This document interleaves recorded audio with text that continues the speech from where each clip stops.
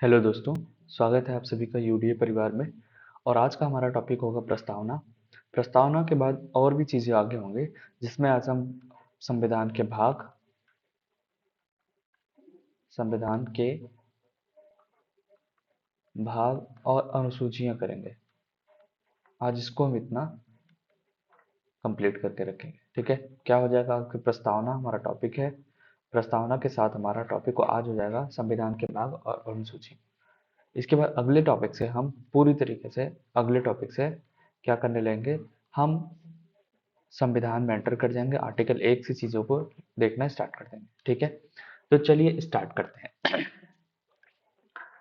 सबसे पहले हम बात करेंगे प्रस्तावना की। तो एक्चुअली प्रस्तावना क्या है, इसका इतिहास जान लेते हैं क्या है, और भारतीय संविधान में प्रस्तावना को कैसे ऐड किया गया, क्यों लेके आया गया, इन सब चीजों के बारे में जानते हैं। आज का हमारा यही टॉपिक है और इसको बढ़िया से समझते हैं। ठीक है, तो चलिए स्टार्ट करते हैं। स्टार्ट करने से पहले जिन लोगों ने इस चैनल को सब्सक्राइब नहीं किया है, शेयर नहीं किया है, ज़्यादा से ज़्यादा इसे शेयर और सब्सक्राइब करें। ठीक है, चलिए स्टार्ट करते हैं। अब देखिए, सबसे पहले तो प्रस्तावना का अगर ऐतिहासिक बैकग्राउंड जाने, तो प्रस्तावना को सबसे पहले यूएसए के संविधान में शामिल किया गया था। किसमें? यूएसए के संविधान में। ठीक है, सर्वप्रथम यूएसए के संविधान में प्रस्तावना को शामिल किया गया था। ठीक है, आधार, और अगर भारत में इसको आधार क्या था शामिल करने का, क्या था भारत में? उद्देश्य प्रस्ताव।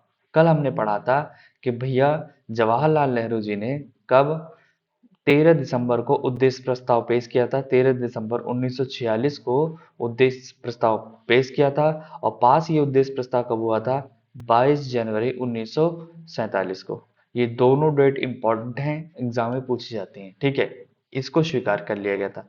और भारतीय संविधान में जो प्रस्तावना का आधार है वो क्या है? यही उद्देश्य प्रस्ताव है। ठीक हो गया, ये तो रहा ऐतिहासिक बैकग्राउंड। किसके आधार पर स्वीकार किया गया? Like this. यानी भारत में प्रस्तावना का आधार क्या है? भारत में प्रस्तावना का आधार उद्देश्य प्रस्ताव पर आधारित है, और इसकी प्रस्तुति 13 दिसंबर 1946 को जवाहरलाल नेहरू द्वारा प्रस्तुत किया गया था। 22 जनवरी 1947 को संविधान द्वारा इसको स्वीकार किया गया था। ये हो गया क्लियर। चलिए, अब हम आते हैं प्रस्तावना है क्या। इतनी सारी चीजें हो गई। प्रस्तावना के लिए कुछ और चीजें आई।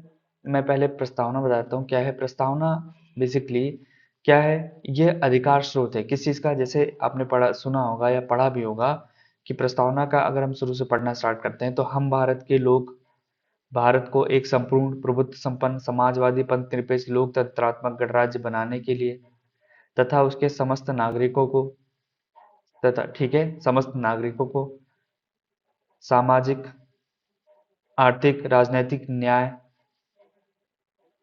विचार, अभिव्यक्ति, विश्वास, धर्म और उपासना की स्वतंत्रता के लिए, प्रतिष्ठा और अवसर की समानता के लिए, व्यक्ति की गरिमा, राष्ट्र की एकता और अखंडता सुनिश्चित करने के लिए।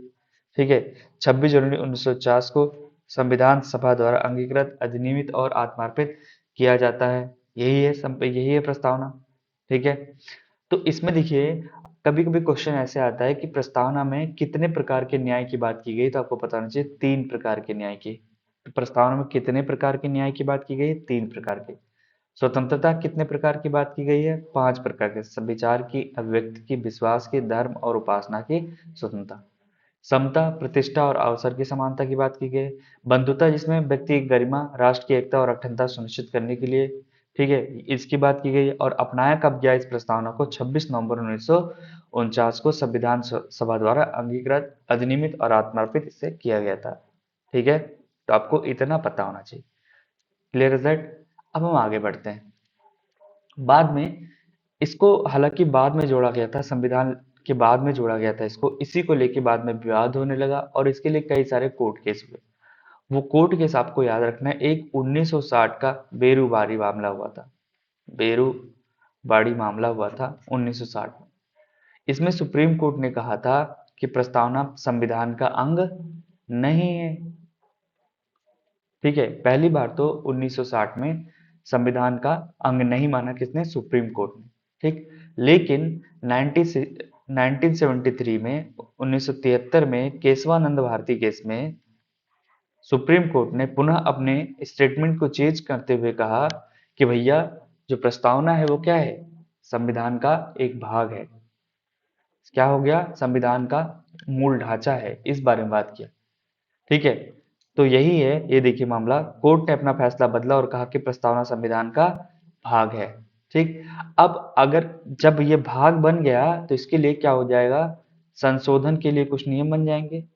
क्या बन जाएंगे, संशोधन के लिए नियम बन जाएंगे। किसमें, अगर हमें प्रस्तावना में कोई चीज जोड़नी है, कोई चीज हटानी है, तो उसके लिए क्या होगा, नियम बनेगा, संविधान संशोधन होगा, क्योंकि ये संविधान का पार्ट है। ठीक है, तो उसके लिए संशोधन करने की व्यवस्था की गई। अब एक चीज और ध्यान दीजिए, अगर ये संविधान का भाग है तो इसको पूरा नहीं समाप्त कर सकते, यानी इसके ढांचे को खत्म नहीं करेंगे, इसको चेंज कर सकते हैं, पूरी तरीके से हटा नहीं सकते हैं। ठीक, तो वही लिखा है कि क्या संविधान में संशोधन प्रस्तावना में संशोधन संभव है, यस, संशोधन किया जा सकता है, लेकिन पूरी प्रस्तावना को दोबारा या पूर्णतः नहीं लिखा जा सकता। अगर लिखा जाने का मतलब ये हो कि इसके ढांचे को खत्म नहीं किया जाएगा। अब ये है कि कल को कोई भी दूसरा व्यक्ति कहे कि नहीं, अब हम संविधान सभा बनाएंगे और यहाँ से फिर से इसको लिखेंगे, तो नहीं हो पाएगा ऐसा। क्यों, क्योंकि सुप्रीम कोर्ट हमारे संविधान का क्या है, रक्षक का कार्य करता है, वो इसको खत्म कर देगा, सारा निष्क्रिय कर देगा, जो भी चीजें लेके आएंगे निष्क्रिय कर देगा। ठीक है, यानी अगर इसके ढांचे से कोई, यदि यही है कि यदि संशोधन संविधान के मूल ढांचे बेसिक स्ट्रक्चर के विरुद्ध है तो सुप्रीम कोर्ट उसे खारिज कर सकता है। ये इतनी सारी चीजें हुई। इसी के तहत बाद में 42वां अमेंडमेंट 1976 के माध्यम से 3 शब्द जोड़े गए प्रस्तावना में, आपको याद होने चाहिए, कौन सा, समाजवादी, पंथ निरपेक्ष, अखंडता, ये तीनों शब्द आपके संविधान में जोड़े गए। तो इतना आपको क्लियर हो गया सभी को। तो क्या क्या हमने देखा भैया प्रस्तावना में, प्रस्तावना को हमने देखा, स्रोत क्या है, हम भारत के लोग, प्रस्तावना का स्रोत क्या है, भारत के लोग।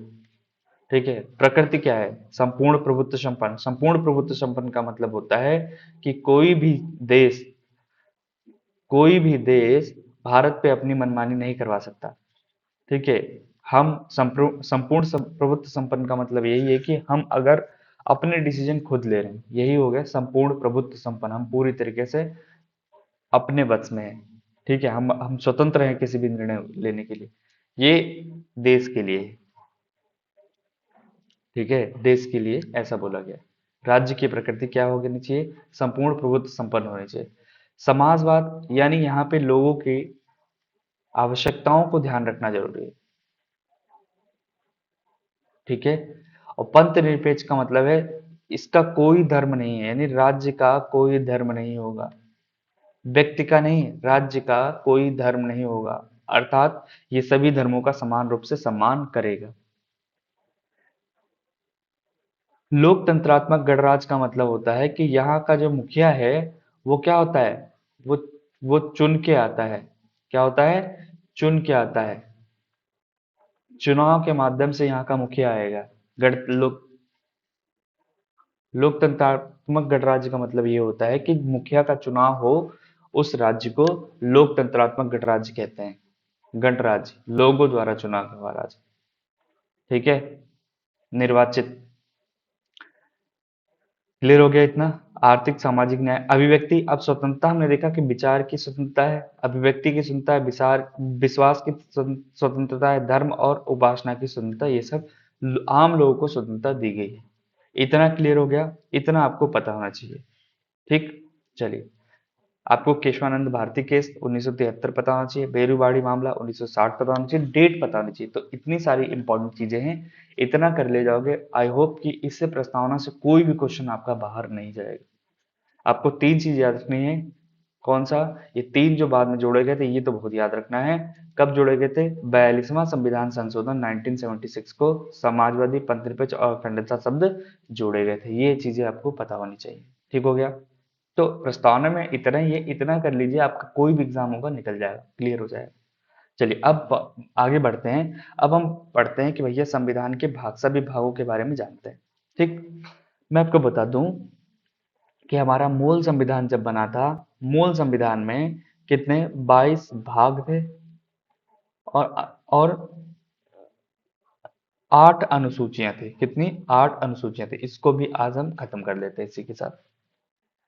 22 भाग की बात करें तो भैया अभी वर्तमान में कितना है, अगर पूरा देखा जाए तो 25 है, लेकिन वो 22 भागों में ही है।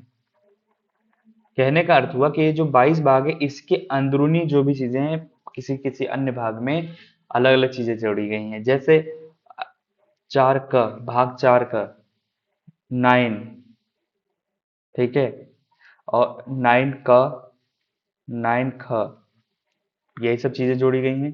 ठीक है, जैसे देखिए, अगर यहाँ पे जैसे मूल संविधान में कितने भाग थे, 22 भाग थे। गणना की दृष्टि से वर्तमान में यदि हम करें तो 4A, 9A, 9B, 14A को जोड़ा गया और भाग 7 को घटा दिया, क्योंकि 7 को निरसित कर दिया गया था, हटा दिया गया था संविधान से। तो कुल भागों की संख्या 25 हो जाती है, लेकिन अंतिम भाग की संख्या 22, आज भी 22 है। कहने का मतलब ये हुआ कि 22 के अंतर्गत ही, अब देखिए 4 में 4 था, 4 में और 2 बढ़ा दिया गया, बीच में 4A कर दिया गया, एक बढ़ गया। ऐसे 9 था, 9A कर दिया गया, 9B कर दिया गया, ठीक है, और ये 14 था, 14A कर दिया गया। तो ये सब चीजें जोड़ी गई, तो टोटल कुल मिला के 4 बढ़ी, और एक सातवां जो था उसको हटा दिया गया था, संपत्ति के अधिकार से संबंधित था, इसको हटा दिया गया सातवें को। तो कुल कितने बचे, 22 में से एक हटा, कितने, 21 बचे। अब 21 प्लस 4 टोटल हो गए 25, ठीक है, लेकिन ये 25 इन्हीं 22 भाग के अंतर्गत ही, अंदर ही रहेगा। तो वही लिखा हुआ है कि लेकिन अंतिम भाग की संख्या आज भी 22 है। क्लियर है दैट इतना? आई होप आप लोगों को समझ में आ रहा होगा।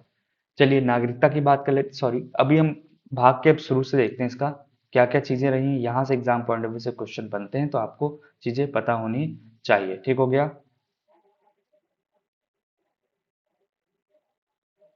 चलिए, कितना भाग है संविधान में, 22 भाग है। तो हम एक एक भाग को सारा देख लेते हैं। आर्टिकल हम यहाँ याद नहीं करेंगे, हम एक मोटा मोटी देखेंगे कौन कौन से आर्टिकल में कहाँ चीजें हैं। और जब हमारा पूरा टॉपिक हो जाएगा तो मतलब एक एक जब टॉपिक उठाएंगे तो पूरे टॉपिक में इस सभी आर्टिकल्स को हम, जो इम्पोर्टेंट होगा वो आर्टिकल पढ़ेंगे। आपको पता होना चाहिए कि 395 आर्टिकल, वर्तमान में तो खैर 400 कुछ हैं, 400 प्लस हैं। हमें सभी आर्टिकल्स को नहीं याद रखना, हमें वो आर्टिकल याद रखने हैं जो हमारे एग्जाम पॉइंट से इंपॉर्टेंट है। यानी कुल मिला के 50 से 60 आर्टिकल आप अगर याद कर लोगे तो आपके एग्जाम में कभी भी कहीं भी कोई दिक्कत नहीं आएगी। ठीक है, तो चलिए, संविधान का जो पहला भाग है, अच्छा, ये अनुसूचियां और ये भाग, संविधान के भाग क्यों जुड़े गए, क्यों रखे गए? देखिए, संविधान एक ना, अगर हम मैं संविधान की बात करूं, संविधान एक कोई एक दस्तावेज है, कठिन है बहुत ज्यादा, और बहुत ज्यादा बड़ा भी है। जैसे बोलते हैं ना, भारत का संविधान विश्व का सबसे बड़ा संविधान, लिखित संविधान है। क्लियर? तो इसको सरल बनाने के लिए, समझने में पढ़ने में सरल बनाने के लिए क्या हुआ, इसको कई सारे भागों में, अनुसूचियों में बांट दिया गया है, कि अगर हमें कोई चीज स्पेसिफिक चीज पढ़नी है तो हम स्पेशली जाके ढूंढ लेंगे कि हाँ ये यहाँ पे लिखा हुआ है। ठीक है, अदरवाइज इसमें प्रॉब्लम होती। जैसे एक चीज समझिए कि जब हम कॉपी होते हैं, कॉपी के फर्स्ट पेज पे क्या होता है, ऐसे होता है, पेज वेज लिखा होता है, संख्याएं होती है, ऐसे बना होता है। आप क्योंकि यहाँ पे पेज नंबर डाल के आप यहाँ पे इसकी डिटेल लिख सकते हो कि भैया ये टॉपिक यहाँ पे है।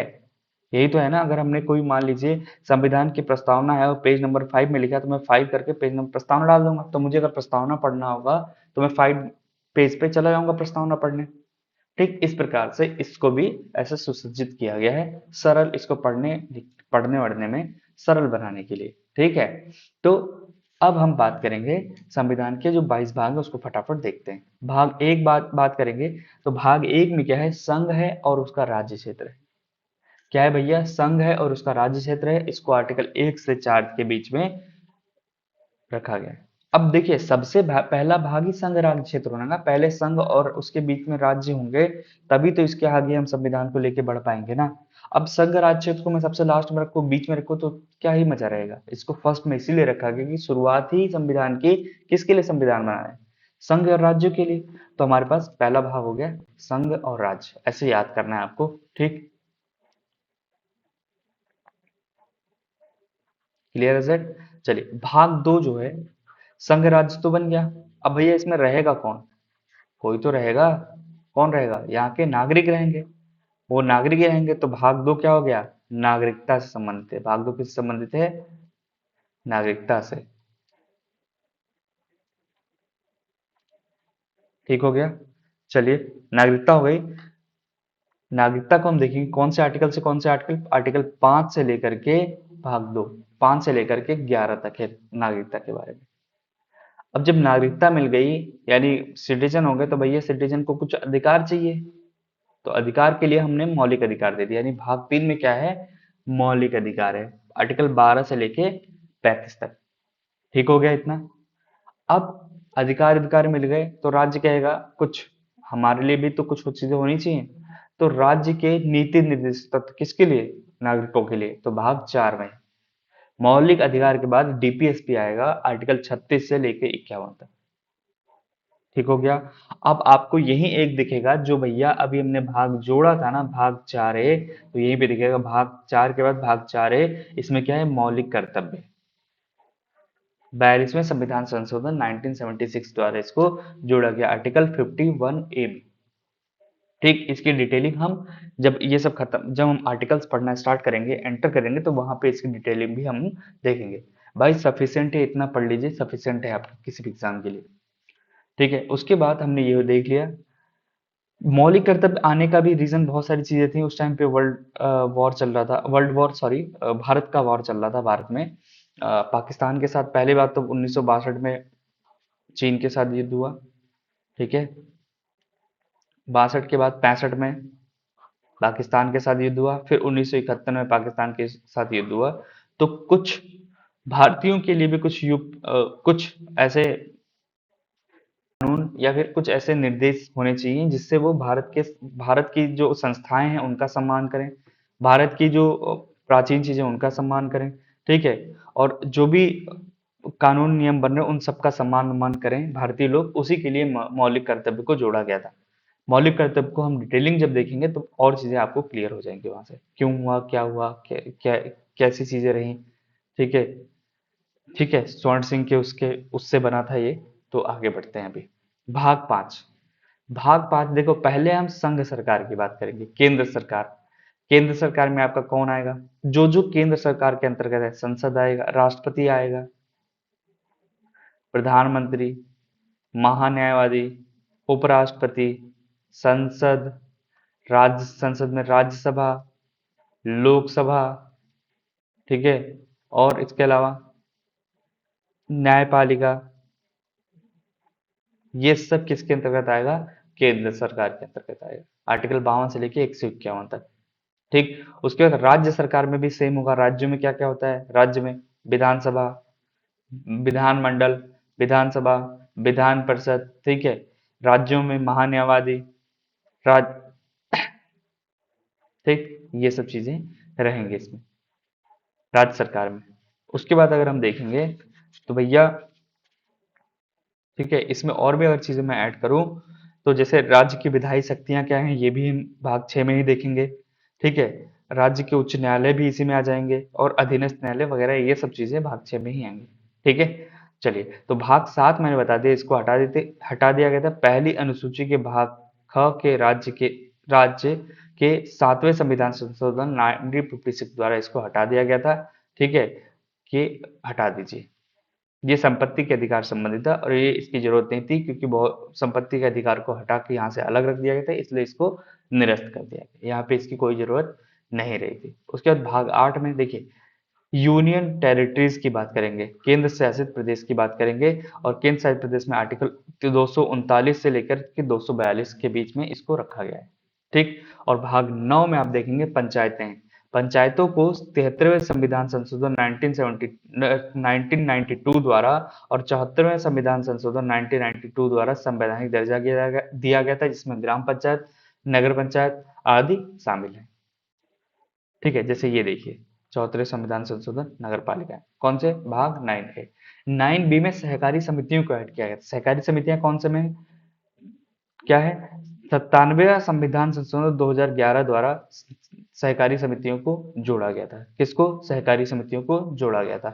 इसके बारे में भी देखेंगे कुछ चीजें। भाग 10 में क्या है, अनुसूचित और जनजाति क्षेत्रों के बारे में बताया गया। क्या, अनुसूचित, भाग 10 अनुसूचित जाति और जनजाति क्षेत्रों के बारे में बताया गया, आर्टिकल 244 से 44 ए तक। और भैया 11 में क्या है ना, संघ और राज्य क्षेत्रों के बीच संबंध है। ये जो शुरू की ये जो चार है ना, ये थोड़ा सा प्रॉब्लम करते हैं क्योंकि इसका कुछ लय ताल नहीं बन पाता याद करने में। इसीलिए मैं आपको ध्यान दिला रहा हूँ कि भैया ये चारों आपके एग्जाम पॉइंट ऑफ व्यू से इंपॉर्टेंट है कि वित्त संबंधी संविदाएं और वाद संपत्ति कौन से आर्टिकल में कौन से भाग में, भाग 12 में है। ठीक है। और संपत्ति के अधिकार को इस यहीं पे लाके 300 ए में डाल दिया गया था। ठीक। तो और 11 में संघ और राज्यों के बीच यानी केंद्र राज्य संबंधों के बारे में 11, एक और एक ऐसे याद कर लिए, एक और एक कौन है, एक केंद्र हो गया एक राज्य हो गया, दोनों में संबंध होंगे तभी तो एक मजबूत राज्य बनेगा, देश बनेगा। ठीक है। एक और एक 11 ऐसे याद कर लीजिए, एक और एक 11। और 11 क्या है, देश की मजबूती को दिखा रहा है, किससे, केंद्र राज्य से। तो केंद्र राज्य संबंध में कौन सा है, भाग 12, भाग 11 है। इतना क्लियर हो गया आप लोगों को। भाग 12 में वित्त संबंधी संविधान और वाद संपत्ति का अधिकार, ये सब चीजें भाग 12 में। उसके बाद 13 में क्या है, भारत के राज्य क्षेत्र के भीतर भीतर व्यापार वाणिज्य और समागम की व्यवस्था। भाग 13 में बताया गया आर्टिकल 301 से लेकर 307 के बीच में। ठीक हो गया। भारत के भीतर अगर व्यापार वाणिज्य करना है तो इसके बारे में सब 301 से 307 के बीच में है। और भाग 14 में भैया देखिए, ये 14 तो बहुत इंपॉर्टेंट है, अगर आपको आईएएस वाईएएस करना है तो भाग 14 बहुत इंपॉर्टेंट है। संघ और राज्यों के अधीन सेवाओं के बारे में, जैसे यूपीएससी, स्टेट पीसीएस आदि के बारे में चर्चा की गई है। ठीक है। उसके बाद 14 ए जो बाद में जोड़ा गया था, इन्हीं के लिए आया था, जो सिविल सर्वेंट हैं उनके लिए। ठीक है। उनके लिए कुछ चीजें बनाई गई थी, एक ट्रिब्यूनल बनाया गया था किसमें, 42वें संविधान संशोधन 1976 द्वारा इसको जोड़ा गया था। इसके तहत उनपे मतलब एक प्रकार से कंट्रोल करने के लिए। ठीक है। कुछ चीज होती है, कुछ होता है तो उनकी इंक्वायरी इंक्वायरी कौन करेगा, ये ट्रिब्यूनल करेगा। ठीक है, जांच करने के लिए। बस इतना समझिए, जांच, बाकी हम वहां पे डिटेलिंग देखेंगे। भाग 15 भैया निर्वाचन, इलेक्शन कमीशन के बारे में, चुनाव आयोग वगैरह इसमें आ जाएंगे भाग 15 में। 16 में कुछ विशेष हैं। 16 16 साल के जब आप हो जाएंगे तो आप कुछ विशेष हैं। क्या है, कुछ वर्गों के संबंध में विशेष प्रावधान, जैसे एससी एसटी ओबीसी के लिए अलग से कुछ प्रावधान है। तो भाग 16 कैसे याद रखना है, आप 16 के जब हो जाते हैं तो आप इंपॉर्टेंट हो जाते हैं। ठीक है। तो कुछ वर्गों के संबंध में विशेष प्रावधान, ठीक हो गया। अब आई होप याद हो गया होगा। 14 में क्या है, आईएएस आईपीएस जैसे यूपीएससी और स्टेट पीसीएस के बारे में, सर्विस यानी संघ और राज्य के अधीन सेवाओं के बारे में। 14 ए में उससे संबंधित कुछ चीजें जोड़ी गई हैं, ट्रिब्यूनल्स वगैरह के बारे में। फिर 15 में हमने निर्वाचन करवा लिया। 16 भैया विशेष कुछ हो गए। भाग 17 में राजभाषा हो गई, भाग 17 में राजभाषा हो गई। और 18 में आपात, भैया पहले हम राजभाषा हमने देखा भाग 17 में, ये तीन दो मतलब ये भाग 17 और 18 इतना कंफ्यूज करते हैं ना, तो आपको बताया। 18 में आपात लगा, 18 में आपात लग गया है। क्या आपात, जैसे ही 18 साल के आप हुए, आपके अंदर क्या हो गया, आपके ऊपर आपात लग गया। किस चीज का, शादी का। ठीक है। तो आपको चीजें पता होनी चाहिए। तो आपात कब है, 18 में। ठीक हो गया। तो अब आई होप आप लोग नहीं भूलेंगे। राजभाषा 17 में। ठीक है। 16 में विशेष हो गया, 17 में राजभाषा हो गई, 18 में आपात। और कुछ इंपॉर्टेंट मिसलेनियस जो चीजें दी हैं भाग 19 में दी गई हैं, 361 से 367 तक। और भैया संविधान संशोधन कैसे हुआ, 20 जब आए तो हमने 20 जब 20 के हुए ना तो हमने कुछ अपने अंदर संशोधन किया, कुछ नई चीजें लेके आए, कुछ चीजों को हटा दिया। तो भैया 20 में हम मिच्योर हो गए, यानी संविधान का संशोधन कर लिया। मिच्योर होंगे तभी तो कोई चीज बदलाव करेंगे। ठीक है। तो भाग 20। 21 में क्या है, अस्थायी संक्रमणकालीन और विशेष संबंध, जैसे पहले कुछ चीजें थी, कुछ को हटाना जोड़ना, ये सब किसमें, भाग 22 में। 21 में है। और भाग 22 में भैया संक्षिप्त नाम, प्रारंभ हिंदी में कुछ प्राधिकृत और निरसन वगैरह के बारे में भाग 22 में बताया गया। आपको इतनी सारी चीजें पता होनी चाहिए। ठीक। आई होप कि आप लोगों को चीजें याद हो गई हूँ। इतनी सारी चीजें हैं हमारे संविधान के भाग में। उसके बाद मैं एक चीज और बताता हूँ, अनुसूचियां भी देख लेते हैं। अनुसूचियां मैंने बोला कि संविधान में मेनली 8 अनुसूचियां थे, बाकी चीजों को बाद में जोड़ा गया है। तो चलिए देख लेते हैं एक एक करके। फर्स्ट अनुसूची में क्या बताया गया कि राज्यों और केंद्र शासित प्रदेशों के नाम और उनके क्षेत्रों के बारे में बताया गया। तो सबसे पहले जो अनुसूचियां बनी भैया उसमें क्या होगा, राज्यों और प्रदेशों के नाम और उनके क्षेत्रों के बारे में बताया गया है। भाग पहली अनुसूची। टोटल कितनी अनुसूचियां थी मूल संविधान में, 8 थी। वर्तमान में कितनी है, 12 है। कब जोड़ेगी वो सब अभी हम डिस्कस करेंगे। दूसरे में क्या है भैया, दूसरी अनुसूची में जो भारतीय संघ के पदाधिकारी है ना, उनको मिलने वाले वेतन भत्ते और पेंशन के बारे में डिस्कस किया गया है। किसमें? दूसरी अनुसूची में। किसमें? दूसरी अनुसूची में। इतना ठीक हो गया। तीसरी में बेसिकली क्या है, विभिन्न पदाधिकारियों द्वारा ली जाने वाली शपथ। तो आपको सीधे तीसरा, तीन है ना, तीन शपथ याद होना चाहिए, शपथ, तीन शपथ। दूसरा, ऐसे याद कर लो, शॉर्टकट में ऐसे याद कराया था, वेतन भत्ते। पहला तो आपको पता है कि प्रदेशों के नाम, उनके क्षेत्र, ये फर्स्ट में आपको याद होना चाहिए तीनों। अब भैया जब चौथा हमने शपथ भी ले ली, अब हम क्या क्या हो गए, शपथ ले लेंगे कहाँ पे, राज्यसभा में। याद करने के लिए बता रहा हूँ ट्रिक। कैसे? राज्यों और केंद्र शासित प्रदेशों के लिए राज्यसभा में सीटों का आवंटन। तो भैया जैसे ही शपथ ली तो हमको सीट कहाँ मिल गई, राज्यसभा में। तो राज्यसभा में सीटों का आवंटन कहाँ है, चौथी अनुसूची में। क्लियर हो गया आप लोगों को? पहली में राज्य और प्रदेशों के नाम, दूसरी में वेतन भत्ते पेंशन के बारे में है। ठीक है, दूसरे में पेंशन, पहले देखिए, जब राज्य और केंद्र शासित के नाम हम बन गए तो हमने सबसे पहले पेंशन और वेतन भत्ते की बात की। कितना दोगे भैया, कितना दोगे वेतन हमको? तो भैया वेतन मिल गया, और जब वेतन मिल गया ना, तो हमने शपथ ले ली। कहाँ पे? राज्यसभा में। ठीक है, तो आपको तीनों चीजें आई हो, चार तक आपको याद हो गया हो। अब जब शपथ वपथ ले ली तो हम नियंत्रण करेंगे, प्रशासन करेंगे ना, तभी तो शपथ ली है। किस पे करेंगे? अनुसूचित और जनजाति क्षेत्रों पर। कौन सी अनुसूची में? पांचवी अनुसूची में। ठीक हो गया, आई होप आप लोगों को क्लियर हो रहा होगा।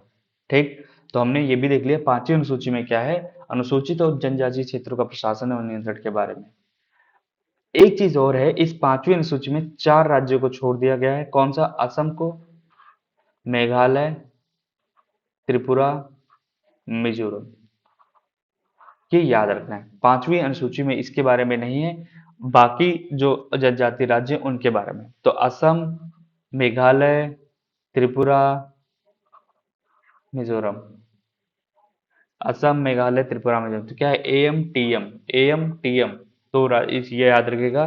तो भैया क्या हुआ, इसमें प्रशासन, इस इन राज्यों में जनजातीय क्षेत्र के प्रशासन से संबंधित छठी अनुसूची।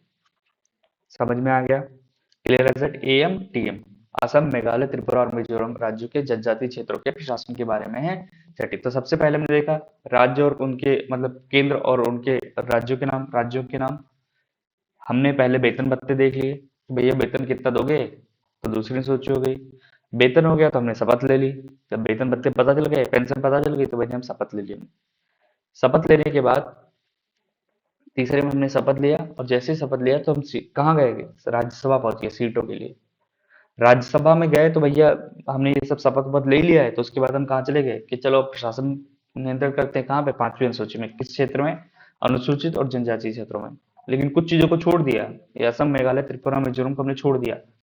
हमने कहा बाद में देखेंगे इसको। तो जब छठी अनुसूची में आया तो हमने कहा चलो ठीक है, उसको भी कर लेते हैं। असम, मेघालय, त्रिपुरा और मिजोरम भी आपको पता हो गया। छह तक आई होप आप लोगों को क्लियर हो गया होगा। अब आगे बढ़ जाते हैं थोड़ा सा। सातवीं अनुसूची देखेंगे, केंद्र और राज्यों के बीच शक्तियों का विभाजन किया गया है सातवीं अनुसूची में। कहाँ? अब आपको पता होना चाहिए कि भैया हमारे वहां संविधान में संघ सूची है, एक राज्य सूची है और एक समवर्ती सूची है। समवर्ती का मतलब होता है कोई भी इसके लिए कानून बना सकता है, चाहे राज्य हो चाहे केंद्र हो। संघ में सिर्फ संघ वाले बनाएंगे और राज्य में सिर्फ राज्य वाले बनाएंगे। जब भी संघ और राज्य के कानूनों को लेकर डिस्प्यूट होता है किसी चीज के लिए, तो बेसिकली संघ का ही पहले माना जाएगा।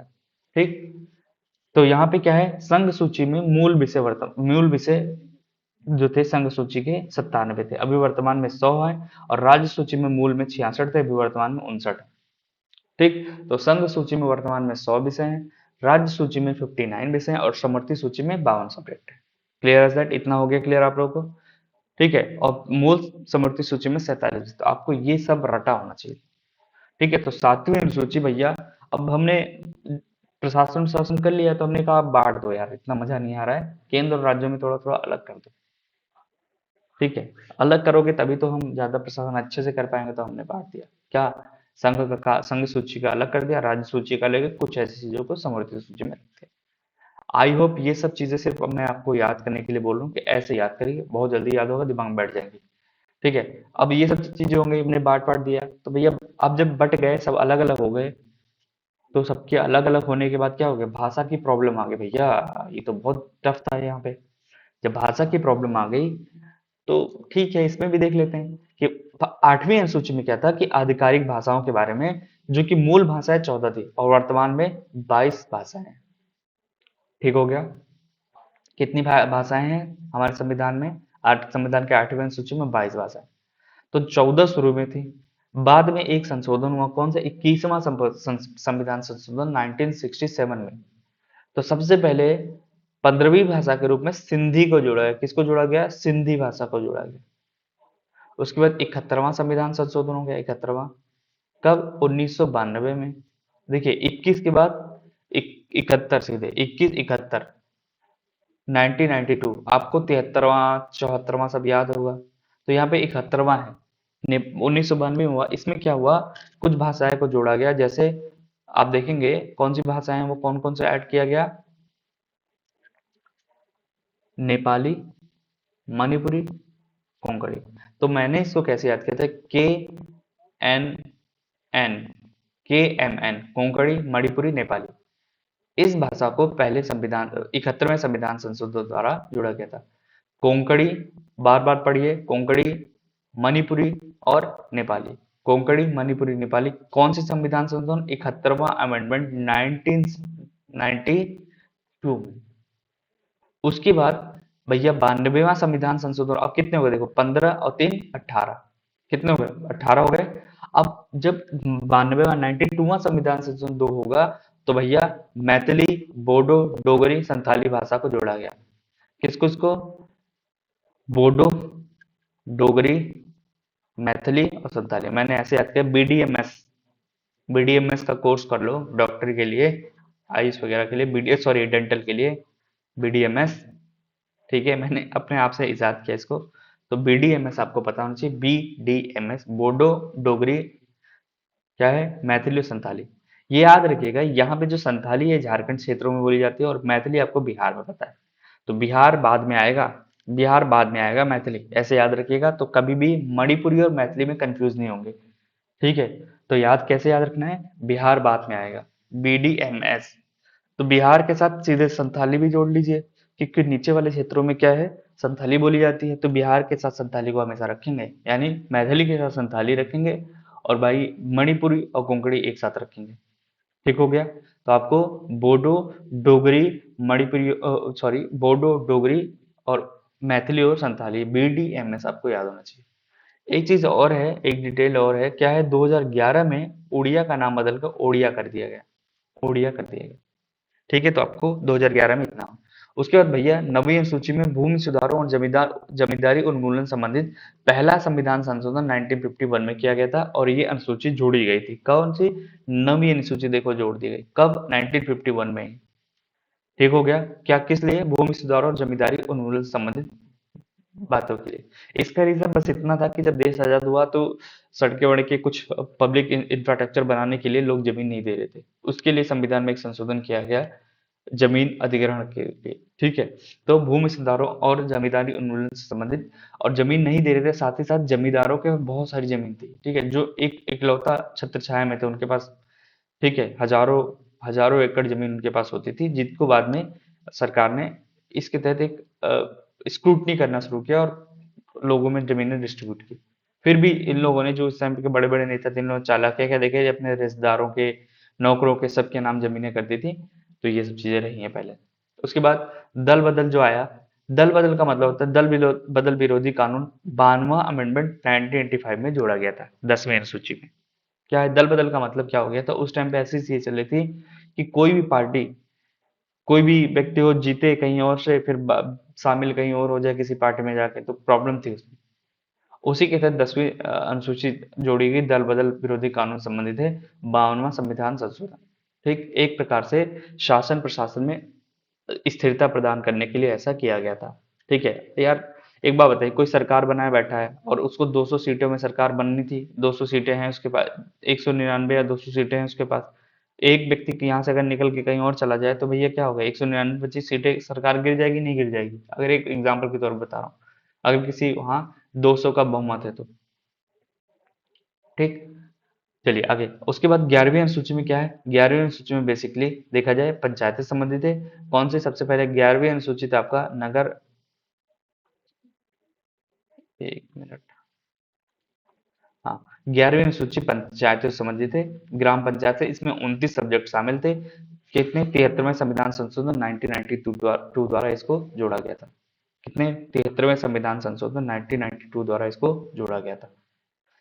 ठीक हो गया। उसके बाद 12वीं अनुसूची में नगर पालिका है, इसमें 18 विषय शामिल हैं। पंचायतों में, ग्राम पंचायत में 29 विषय और इसमें 18। 74वें संविधान संशोधन 1992 में इसको भी जोड़ा गया था। ठीक, तो ये सब हम जब पंचायत पढ़ेंगे तो ये पढ़ेंगे कि भैया इसमें कौन कौन शामिल था। ठीक है, बलवंत मेहता, अशोक बलवंत राय, अशोक मेहता, कई सारी कमेटियां बनी थी, बाद में जाके पंचायत को एक संवैधानिक दर्जा दिया गया, जिसके बारे में हम वहाँ पे चर्चा करेंगे। ठीक है, आज के लिए इतना ही इसमें। Thank you so much. जय हिंद। इतना अच्छे से रिवाइज करिए, बढ़िया करके, मजा आ जाएगा आपको। इतना पढ़ लीजिए, आपको इससे बाहर क्वेश्चन नहीं जाएगा। अगर यहाँ से क्वेश्चन आते हैं तो इससे बाहर आपका जाएगा ही नहीं, 100% नहीं जाएगा। ठीक है, थैंक यू सो मच। जय हिंद।